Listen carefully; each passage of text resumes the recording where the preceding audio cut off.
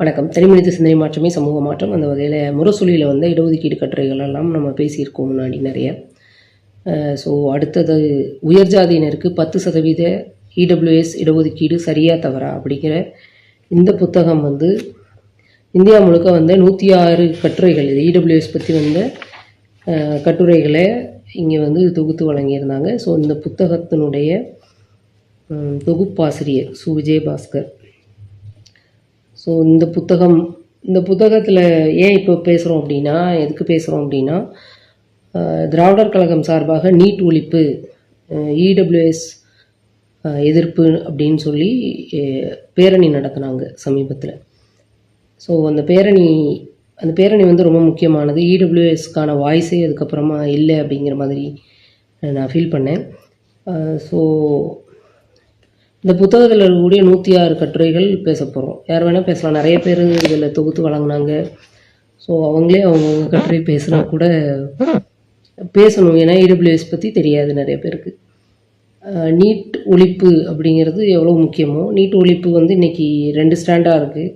பாதி பேர் ஆதரவாகவும் இருக்காங்க. கோச்சிங் சென்டரில் பணம் போட்ட பெற்றோர் ஆதரவாக இருந்தால் பரவாயில்ல. கம்யூனிஸ்ட் அமைப்பினுடைய கல்வித்துறை,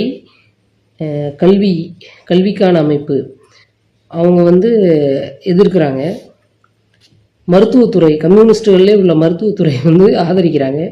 ஸோ இவங்களோட ஸ்டாண்டே முரண்பட்ட ஸ்டாண்டாக இருக்குது. ஸோ ஜனநாயக அடிப்படையில் கலந்துரையாடல் நடத்தி அதில் என்ன முடிவெடுக்கிறாங்க அப்படிங்கிறத வெளிப்படைத்தன்மையோடு மக்களோட அறிவிக்கணும். அதாவது முற்போக்கு அமைப்புகளும் இவங்களுமே இப்படி கன்ஃபியூஸ்டான விஷயங்களை தொடர்ந்து பரப்புனாங்கன்னா மக்களுக்கும் அது கன்ஃபியூஸ்டாக தான் ஆகும்.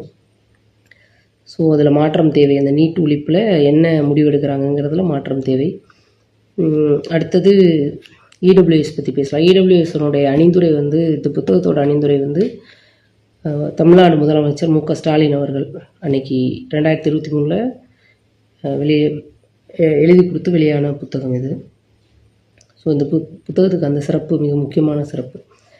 ஸோ அணிந்துரையில் இருக்கக்கூடிய கண்டென்ட் வாசித்து அப்படி தான் தொடங்கணும்னு நான் ஆசைப்பட்றேன். ஸோ சமூக நீதி சமதர்ம சமுதாயத்தை அமைப்பதற்காக தான் திராவிட இயக்கம் அப்படிங்கிறது தோன்றியது. 1917ஆம் ஆண்டு தோற்றுவிக்கப்பட்ட தென்னிந்திய நல உரிமை சங்கம் எனப்படும் நீதி கட்சியானது சமூக நீதியை உருவாக்குறதுக்காக தான் தொடங்கப்பட்டுச்சு. ஸோ இரட்டை ஆட்சி முறைப்படி 1920ஆம் ஆண்டு சென்னை மாகாணத்தில் ஆட்சியை கைப்பற்றி நீதி கட்சியின் ஆட்சி வகுப்புவாரி பிரதிநிதித்துவ உரிமை ஆணையை பிறப்பிக்குது.